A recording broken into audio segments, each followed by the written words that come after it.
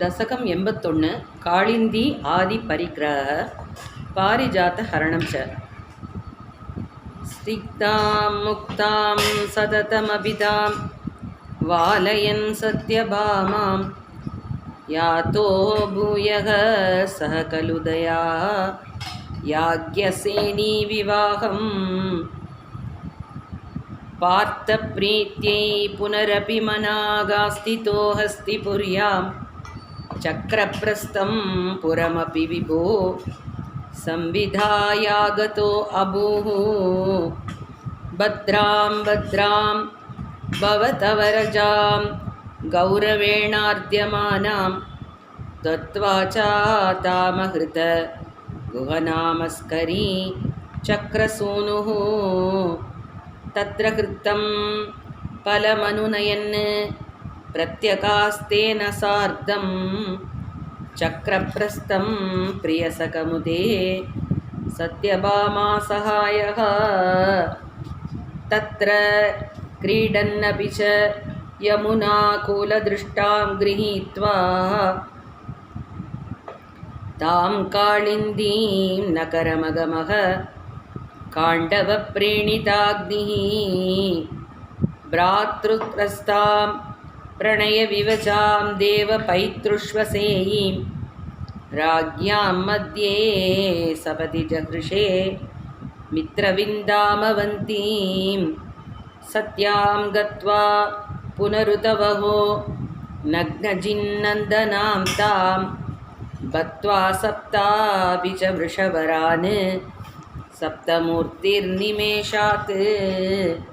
भद्रां नाम प्रददूरत ते देव सन्तर्तनात् तत्सोदर्यं वरदभवद सा अपि प्रैतृष्वसेयीं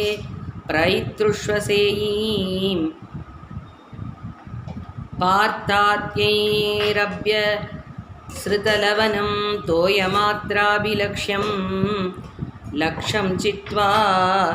सपरमवृता लक्ष्मणां मत्र कन्याम् अष्टावेवं तव सम्भवन् वल्लभास्तत्र मध्ये शुश्रोतौ त्वं सुरपतिगिरा भौमदुच्चेष्टितानि स्मृतायातं पक्षिप्रवर मदिरूढस्त्वमगमो वहन्नङ्गे भामा मुपवनमिवारादिभवनं विपिन्दन् दुर्गाणि त्रुडितवृतनासोणितरसैः पुरं तावत् प्राग्जयोदिश मकुरुता शोणितपुरं मुरस्त्वां पञ्चास्यो जलदिवनमत्यादुतपतत् सचक्रे चक्रेण प्रदलितशिरा मंशुभवता चतुर्दन्दैर्दन्धावलपति विरिन्दानसमरं रताङ्गेन चित्वा नरकं स्तुतो भूम्या राज्यं सपति भगदत्ते अस्य तनये गजञ्चैकं दत्त्वा प्रजिगयित नागान्निजपुरीं कलेनाबत्तानां स्वगतमनसां षोडश पुनः सहस्राणि स्त्रीणामपि च धनराशिं च विपुलाम् भौमापहृतकुण्डलं दशकं 82 ददतिर्दातुं प्रयातो दिवं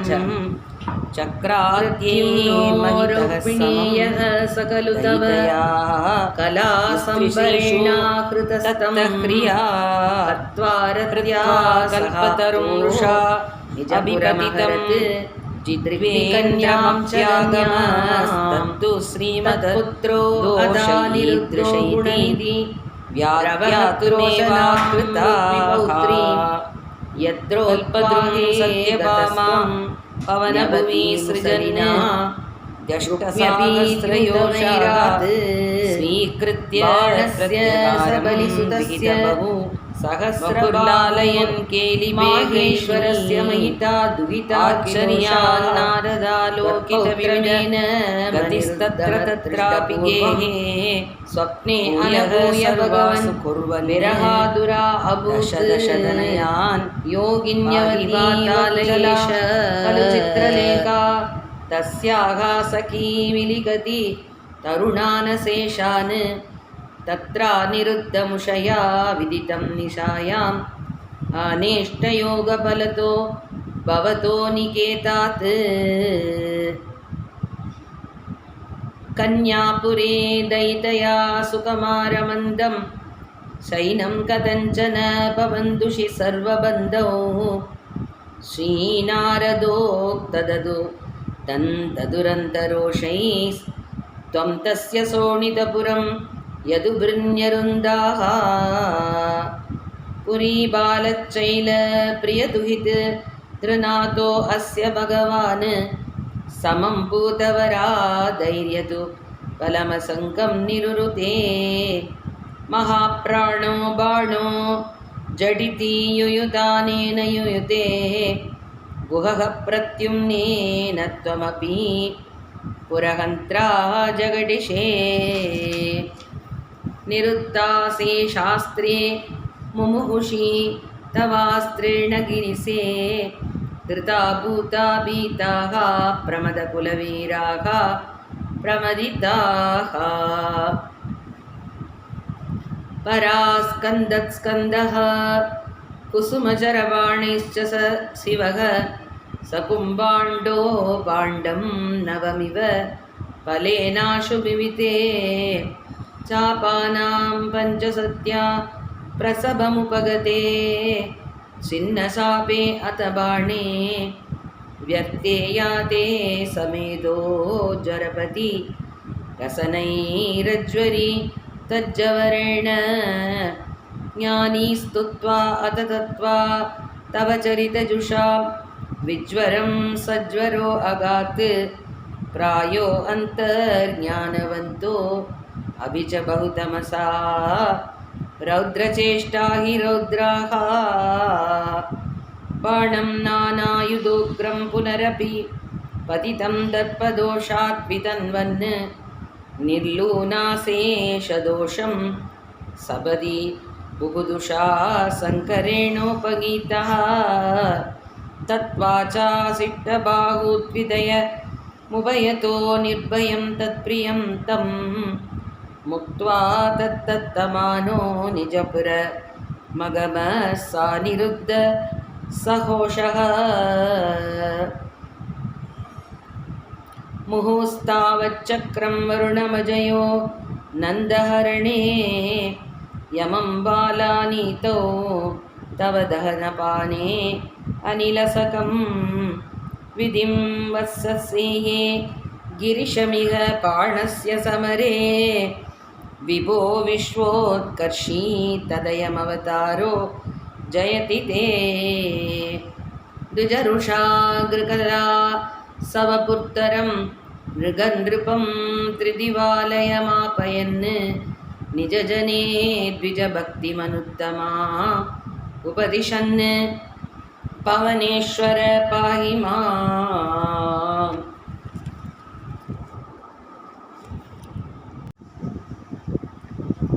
दशकं 83 पौण्ड्रकवधः विविधवधः च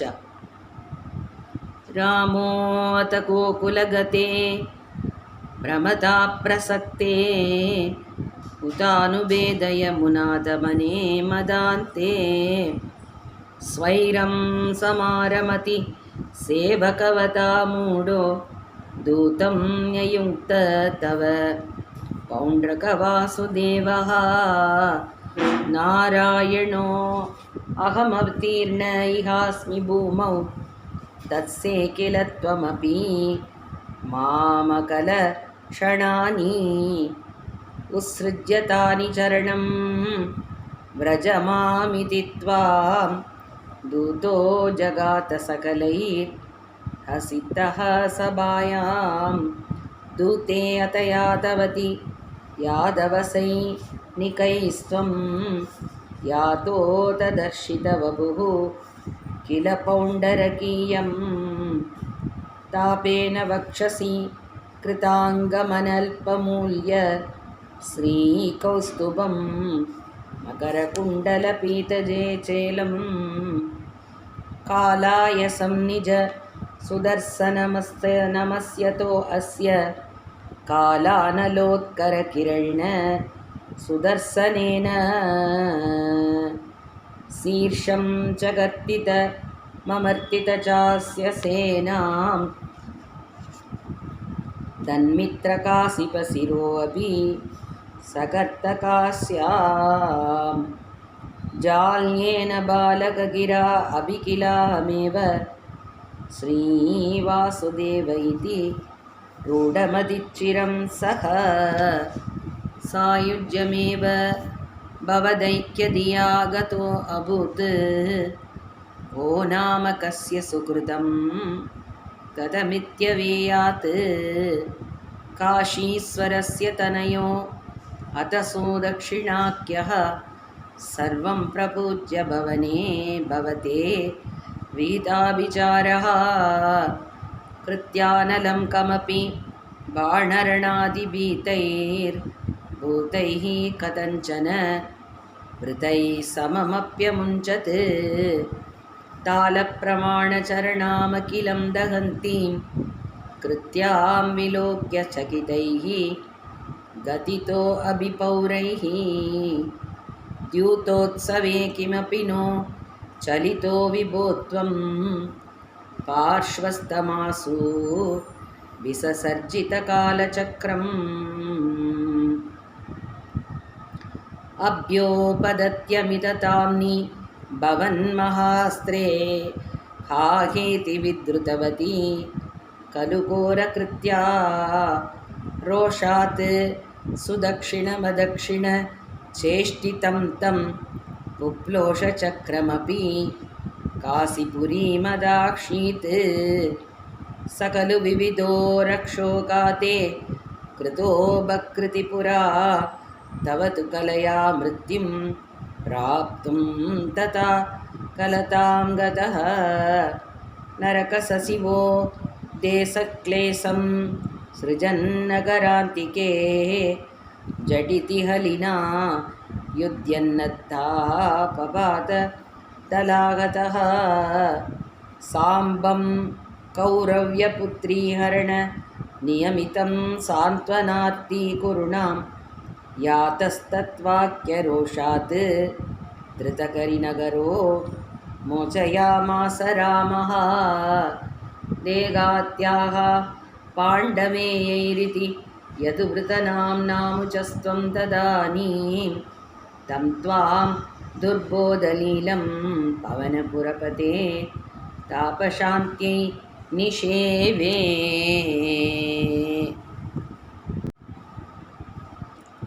दशकं 84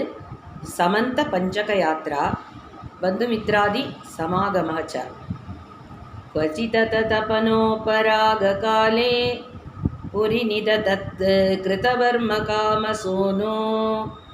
यदुकुलमहिलावृतः सुदीर्तं समुपगतो असि समन्तपञ्चगाख्यं बहुतरजननाहिताय तत्र त्वमपि पुनन् विनिमज्यतीर्थतोऽयं द्विजगणपरिमुक्तवित्तराशिः सममिलताः गुरुपाण्डवादिमित्रैः तव खलु दयिता जनैः समेता द्रुपदसुताद्वयी गाढभक्तिभारा तदुदितपवता हृतिप्रकारैरतिमुमुते सममन्यभामिनीभिः तदनु च भगवन्निरीक्ष्य गोपान् अतिकुतुकातुपगम्यमानयित्वा चिरतरविरहातुराङ्गनेकाः पशुपवधूः सरसं त्वमन्वयासीः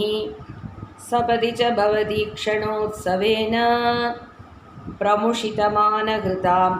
निदम्बिनीनां अतिरस परिमुक्तकञ्चुळिके परिचय हृद्यतरे कुचेन्यलैषिः रिपुजनकलहैः पुनः पुनर्मे समुपगतैर्यति विलम्बना अभूत् इति कृतपरिरम्भणे त्वयित्रा गतिविवशा खलु राधिका निलीये अपगतविरह व्यततास्तथा रहसि विदाय तथा तत्त्वबोधं परमसुखचितात्मको अहमात्मेत् युदयतु वः स्फुटमेव चेतसीति सुखरसपरिमिश्रितो वियोगः किमपि पुरा अभवदुत्तवोपदेशैः समभवतमुतः परं तु दासां परमसुखैक्यमयी भवद्विचिन्ता मुनिवरनिवहैस्तवादपित्रा दुरितसमाय शुभानि वृक्ष्यमाणैः द्वयि सति किमितं शुभान्तरैरित्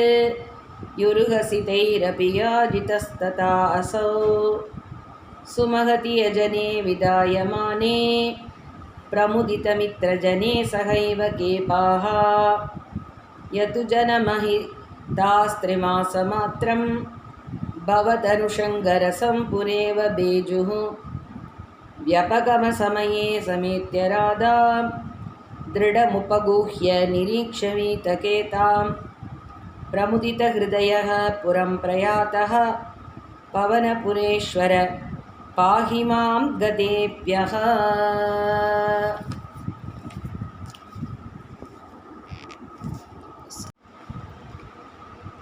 दशकं 85 जरासन्धवधः शिशुपालवधः च ततो मगधभूपृता शिरनिरोधसंक्लेशितं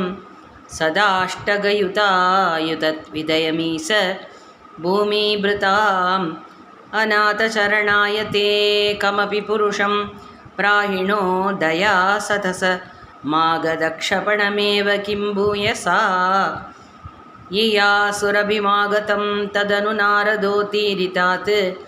युधिष्ठिरमगोत्यमादु भयकार्यपर्याकुला विरुद्धजयिनो अध्वरादुपयसिद्धिरिद्युत्तवे ससंसुषी निजैः समं पुरमियेत यौधिष्ठिरीम् अशेषदयितायुते द्वयि समागते धर्मजो विजित्य सहजैर्महीं भवदपाङ्गसंवर्तितैः श्रियं निरुपमां वहन्नः भक्तदासायितं भवन्तमयिमागते प्रहितवान् सपीमार्जुनं गिरिव्रजपुरं गतास्तदनु देवयूयं त्रयो यया च समरोत्सवं द्विजमिषेण तन्मागतम् अपूर्णसुकृतं त्वं पवनजेन सङ्ग्रामयन् निरीक्ष्य सह जिष्णुना त्वमपि राजयुद्ध्वा स्थितः अशान्तसमरोत्ततं विटप पाटनासंशया निपात्य जरससुतं पवनजेन निष्पाटितं विमुच्य निरुपतीन्मुदा समनुगृह्य भक्तिं परां मिते सितगतस्त्य बृहानपि च धर्मगुप्त्यै भुवः प्रचकृषि युधिष्ठिरे तदनु राजसूयात्वरं प्रसन्नभृतगीप वत्सकलराजकव्याकुलं तमप्यये जगत्पते द्विजपतावनेजादिकं सकर्त किमु गत्यते नृपवरस्य भाग्योन्नति ततः सवनकर्मणि प्रवरमद्यपूजाविधिं विचार्य सह देव वागनुगतः स धर्मात्मजः व्यदत्त भवते मुदा सदसि विश्वभूतात्मने तथा ससुरमानुषं भुवनमेव तृप्तिं ततौ ततः सपदि चेतिपो मुनिनृपेक्षो दृष्टस्वहो सभाजयतिको जटः पशुपतुर्दुरूढुं वटुम् इति द्वैसदुर्व शो विदति मुद्वमन्नस्नासना दुदापदतु दायुतः समपदन्नमुं पाण्डवाः निवार्य निजपक्षकानपि मुखस्य विद्वेक्षिणस्त्वमेव जगृषे शिरो धनुजदारिणा स्वारिणा धनुस्त्रीदयलब्धया सततचिन्तया शुद्धधीस् द्वयास परमे गदामधृत योगिनां दुर्लभां ततः सुमहिते द्वया क्रतुवरे निरूढे जनो ययौ जयति धर्मजो जयति कृष्ण इत्यालपन् कलह सतु सुयोधनो दुतमना सपत्नश्रिया मयार्पितसभामुखे स्थलजलप्रमादमप्रमीत् तथा हसितमुत्थितं द्रुपदनन्दनाभिमयोर् अपाङ्गकलया विभो किमपि तावदुज्जृम्भयन् दरापरनिराकृतौ सपति नाम बीजं वपन् जनार्दनमरुत्पुरी निलय पाहि मामा मयात् दशकम् 86 साल्वलादिवधः भारतयुद्धं च साल्वोपैष्मी विवाहे यदुबलविजितश्चन्द्रचूडात् विमानं विन्दन् सौपं समायी द्वैवसति कुरूंस्त्वत्पुरीमप्यपाङ्क्षीत् प्रत्युत्नस्तं निरुन्दन् निखिलयतु पटैर्न्यग्रहीतुग्रवीर्यं तस्यामाद्यं द्युमन्तं व्यजनि च समरः सप्तविंशदहान्तः तावत्त्वं रामशाली दुरितमुपगतः कण्ठितप्रायसैन्यं सौपेशं तं न्यरुन्दाः स च किल गतया सार्गमभ्रंशयन्ते मायातातं व्यहिंसीदपि तव पुरदस्तत्त्वया भिक्षणार्थं नाज्ञायीत्याहुरेके तदितमवमदं व्यास एव न्यक्षेतीत् क्षिप्त्वा सौभं कथाचूर्णितमुदगनि तौ मंक्षुसाल्वे अभिचक्रे उत्कृत्ते दन्तवक्त्रः प्रसभमपि पदन्नभ्यमुच्चद्गतान्ते कौमोदक्याहतो असावपि सुकृतनिति शैत्यवत्प्रापदैक्यं सर्वेषामेष पूर्वं द्वयि धृतमनसां मोक्षणार्थो अवतारः त्वय्यायाते अथ जाते किल गुरुसदसि द्यूतके संयतायाः क्रन्दन्त्या याज्ञसेन्या सकरुणमकृता चेलमालामनन्ता अन्नान्तप्राप्तसर्वां स च मुनिचकित द्रौपदी चिन्तितोऽथ प्राप्तः सागा नमश्नन् मुनिगणमकृतास् तृप्तिमन्दं वनान्ते युद्धोद्योगे अथ मन्त्रे मिलति सतिवृतः पल्गुनेन त्वमेकः गौरव्ये दत्तसैन्यः हरिपुरमगमो दौत्यकृत्पाण्डवार्तं भीष्मद्रोणादिमान्ये तव खलु वचने धिक्कृते गौरवेण व्यावृण्वन् विश्वरूपं मुनिसदसि पुरीं क्षोभयित्वा आगतो अभूः जिष्णोस्त्वं कृष्णसूतः खलु समरमुखे बन्धुकाते दयाळुं किन्नं तं वीक्ष्य वीरं किमितमयि सखे नित्य एको अयमात्मा गोवत्यः को अत्र हन्ता ददिह वदपियं प्रोज्यमय्यर्पितात्मा धर्म्यं युद्धं चरेति प्रकृतिमनयता दर्शयन् विश्वरूपं भक्तोत्तंसे अथ भीष्मे तव धरणिपरक्षेपकृत्यैकसक्ते नित्यं नित्यं विविन्दत्ययुतसमधिकं प्राप्तसाते च पार्थे नित्यस्त्वप्रतिज्ञां विजहतरिवरं धारयन् क्रोधशाली वातावन् प्राञ्जलिं तं नतशिरसमतो वीक्ष्य मोदातभागाः युद्धे द्रोणस्य हस्तिस्थिररणभगतत्तेरितं वैष्णवास्त्रं वक्षस्यादत्तचक्रस्थगितहरमविमहाः प्रार्थयत् सिन्धुराजं नागास्त्रे कर्णमुक्ते क्षितिमवनमयन् केवलं कृत्तमौलिं तत्रेतत्राभिपार्तं किमिव नहि भवान् पाण्डवानामकार्षीत् युद्धातो तीर्थकामी सकलु हलधरो नैमिषक्षेत्रमृच्छन् न प्रत्युद्धायि सूत क्षयकृतत सूतं तत्पते कल्पयित्वा यज्ञग्नं वल्कलं पर्वणि परितलयन् स्नाततीर्थोरणान्ते सम्प्राप्तो भीमदुर्योधन रणमसमं वीक्षयातः पुरीन्दे संशुब्धद्रौपदे यक्ष पणहतधियं द्रौणिमेद्यत्वदुक्त्या नन्दन्मुक्तं ब्राह्ममस्त्रं समकृतविजयो मौलिरत्नं सजह्रे उच्चित्यै पाण्डवानां पुनरपि च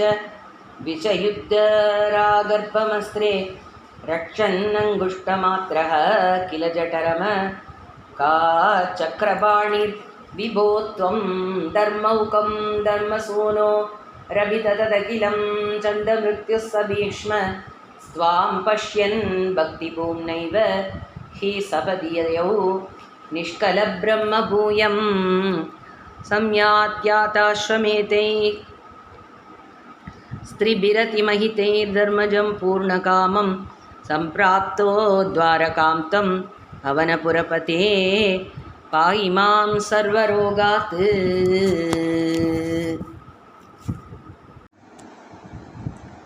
दशकं 87 कुचेल वृत्तान्तः। कुचेलनामा भवतः सतीत्यतां कतः सशान्तिपनिमन्दिरे द्विजः त्वदेकरागेण तनादिनिस्पृहो दिनानि निन्ये प्रशमी गृहाश्रमी समानशीला अभितदीयवल्लभा तदैव नो चित्तजयं समेयुषु कदाचितु से पदवृत्तिलब्धये रमापतिः किन्न सखा निषेव्यते इतीरितो अयं प्रिययाक्षुता अर्धया जुगुप्समानो अभिधने मदावहे तथा द्वदालोक न कौतुकात्ययौ वहन्पटान्ते मृतुकानुपायनं गतो अयमाश्चर्यमयीं भवत्पुरीं गृहेषु शैब्याभवनं समेयिवान् प्रविश्य वैकुण्ठमिवापनिर्वृतिं तवादिसंभावनया तु किं पुनः प्रभूचितं तं प्रियया च वीजितं करे गृहीत्वा अकथयः पुरा कृतं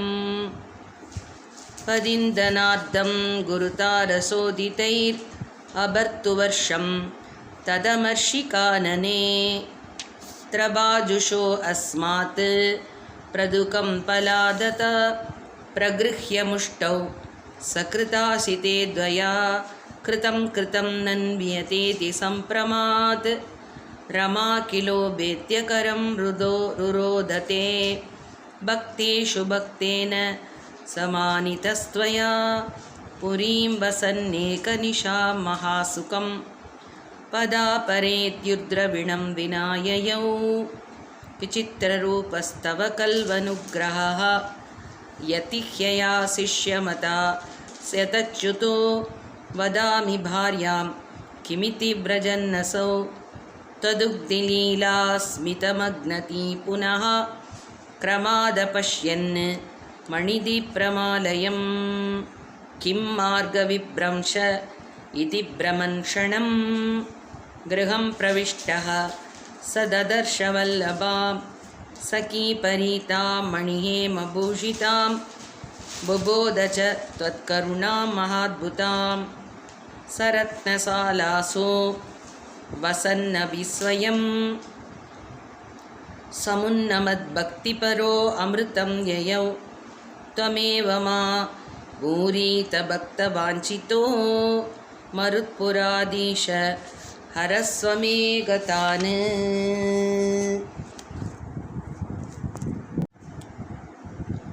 दशकम् 88 श्री संतान गोपालः.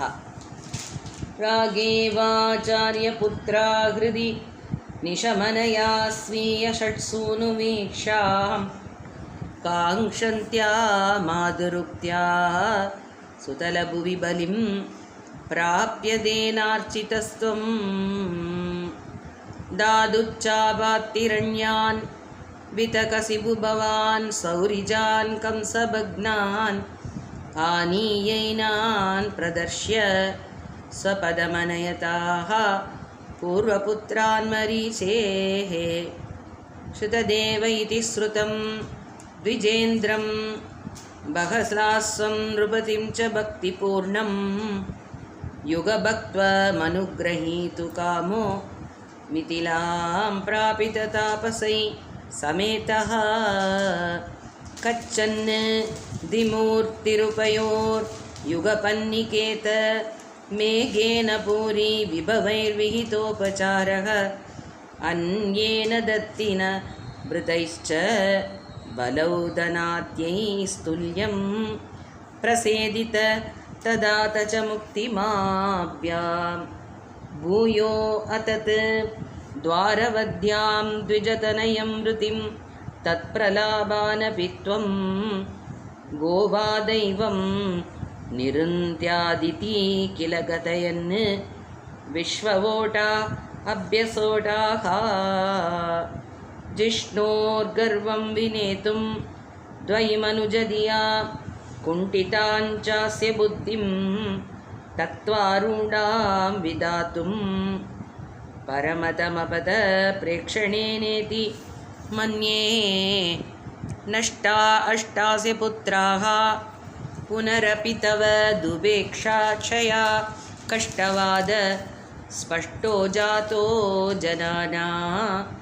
मदततवसरे द्वारकामापपार्थः.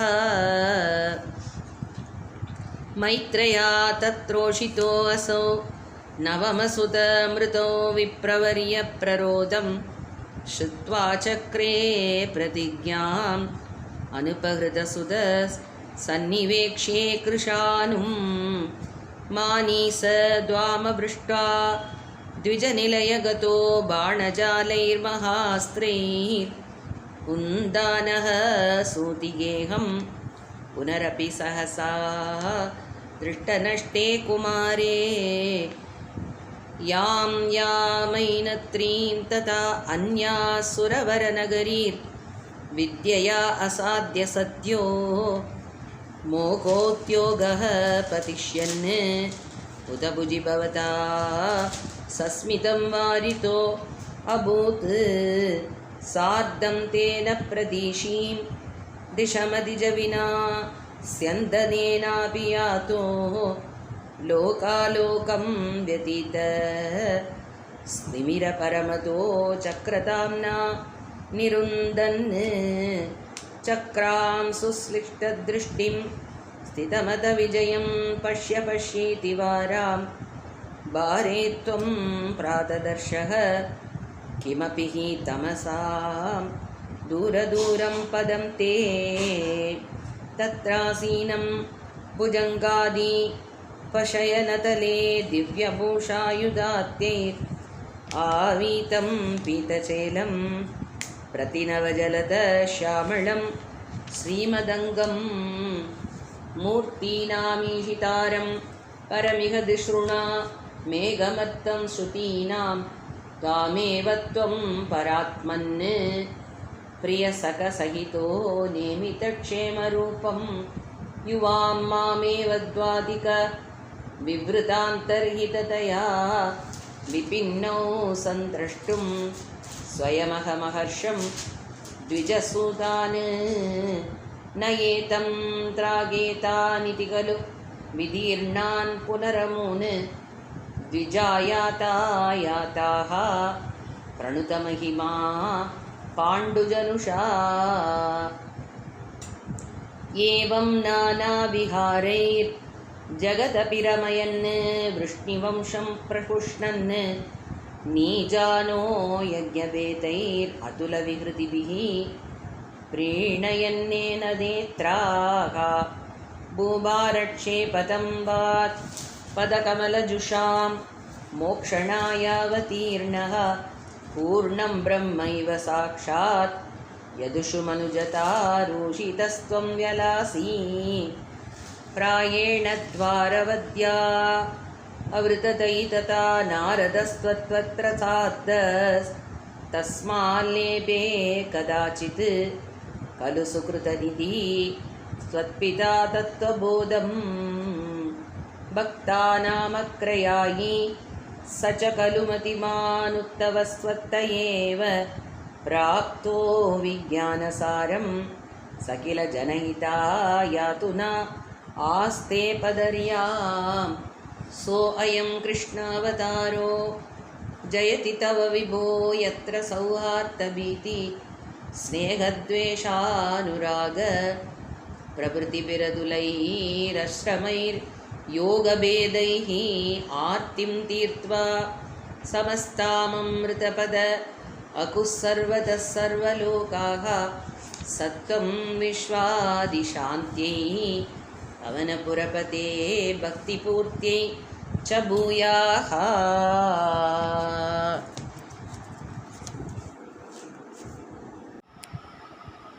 दशकं 89 वृकासुरकथा भृगुपरीक्षणंश्च। मा जाने जाने यदिह तव भक्तेषु विभवो न सत्यः सम्पत्यस्तदिह मदकृत्वा दशमिनां प्रशान्तिं कृत्वैव प्रदिशसि ततः काममखिलं प्रशान्तेषु क्षिप्रं न खलु भवदीयेच्युतिगता सत्यः प्रसादरुषितान् विधिसङ्करादीन् केचित् विभो निजगुणानुगुणं भजन्तः भ्रष्टा भवन्ति पदकष्टमतीर्गतरुष्ट्या स्पष्टं वृकासुर उदाहरणं किलास्मिन् सकुनिजः सदुदारदमे गता दरितदोषमभृच्छदतीश्वरं स च दिदेश गिरीशमुपासितुं ननु भवन्तमबन्धुमसाधुषु तपस्तप्त्वा घोरं सकलु कुपितः सप्तमदिने चिरच्चित्वा सत्यः पुरहरमुपस्थाप्य पुरतः अतिक्षूत्रं रौद्रं चिरसि करतानेन निधनं जगन्नाथात्ववरे भवति विमुखानां कसुबती मोक्तारं बन्धमुक्तो हरिणपतिरिव प्रात्रवत्सो अत रुद्रं दैत्याद्भीत्या स्मदेवो दिशि दिशि वलते मृष्टतो तत्तदृष्टिः दूष्णीके सर्वलोके तव पदमधिरोक्ष्यन्तमुद्वीक्ष्य सर्वं दूरातेवाग्रस्तस्वं पटुवटुवपुषा दस्तिषे दानवाय भद्रं ते शाकुनेय भ्रमसि किमतुना त्वं पिशाचस्य वाचा सन्देहच्छेन्मदुग्धौ तव किमुन करोष्यङ्गुलीमङ्गमौलौ इत्थं तत्वाक्यमूढशिरसि कृतकरसो अबदच्छिन्नपादं ब्रह्मोत्सेवं परो भासितुरपि च गतिः शूलिनो अभित्वमेव भृगुं किल सरस्वती निकटवासिनस्तापवास्त्रिमूर्तिषु समाधि सन्नधिकसत्तता मेदितुम् अयं पुनरनादरादुदित दरुत्तरोषेवितौ हरे अपि च जिहिंसिषौ गिरिजयादृते त्वामगात् सुप्तं रमाङ्गभूमि पङ्कजलोचनं त्वां विप्रे विनिघ्नति पदेन मुदोत्थितस्त्वं सर्वं क्षमस्व मुनिवर्य भवेत् सदा मे त्वत्पादचिह्नमिह भूषणमित्यवादी निश्चित्य देशसुदृढं त्वयि भक्तभावाः सारस्वता मुनिवरा तदिरे विमोक्षं त्वामेव मच्युत पुनश्च्युति दोषहीनं सत्तोच्चयैकतनुमेव वयं भजामः जगत्सृष्ट्यातौ त्वां निगमनिवहैर्वन्दिभिरिव स्तुतं विष्णो सच्चित् परमरस निर्द्वैतवभुषं परात्मानं भूमन् पशुपवनिताभाग्यनिवहं परीतापश्रान्ति पवनपुरवासिन् परिभजे दशकं 90 विष्णुमहत्त्वस्थापनं भृगभृगुमुनिमोहिन्यम्बरीषादिवृत्ते श्वैतवहि महत्त्वं सर्वसर्वादिजैत्रं स्थितमिह परमात्मन् निष्कलार्वागभिन्नं किमपि यतव पादं दत्तिरूपं तवैव मूर्तित्रयेश्वर सदा शिवपञ्चकं यत् प्राहुः परात्मवपुरेव सदा शिवोऽस्मिन् तत्रेश्वरस्तु सविकुण्डपदस्त्वमेव त्रित्वं पुनर्भजसि सत्यपदे त्रिभागे तत्रापि सात्विकतनुं तव विष्णुमाहुर्ताता तु सत्त्ववरविलो रजसैव पूर्णः सत्त्वोद्घटस्त्वमपि चास्ति तमो विकार चेष्टादिकञ्च तव शङ्करनाम्नि मूर्तौ तं च त्रिमूर्त्यधिगतं परपुरुषं त्वां सर्वात्मनाभि खलु सर्वमयत्वहेतोः संशन्त्युपासनविदो तदपि स्वतस्तु त्वत्रूपमित्यतित्रूढं बहून प्रमाणं श्रीशङ्करो अभि भगवान् सकलेषु तावत् त्वामेव मानयति यो न हि पक्षपाती त्वन्निष्टमेव सहि नाम सहस्रकाति व्याख्यत् भवस्तुति परच्च गतिं गतोऽन्ते मूर्तित्रयादिकमुवाच च मन्त्रशास्त्र यातौ कलाय सुषमं सकलेश्वरं त्वां ध्यानं च निशकलमसौ प्रणवे खलु त्वामेव तत्र सकलं निजगातनान्यं समस्तसारे च पुराणसङ्ग्रहे विसंशयं तन्महिमैव वर्ण्यते त्रिमूर्तियुक्सत्यपदत्रिभागतः परं पदं ते गतितं न शूलिनः यद्ब्राह्मकल्पैः भागवतत्वितीय स्कन्दोदितं वपुरनावृतमीशदात्रे तस्यैव नाम हरिसर्वमुखं जगात श्रीमाधवः शिवपरो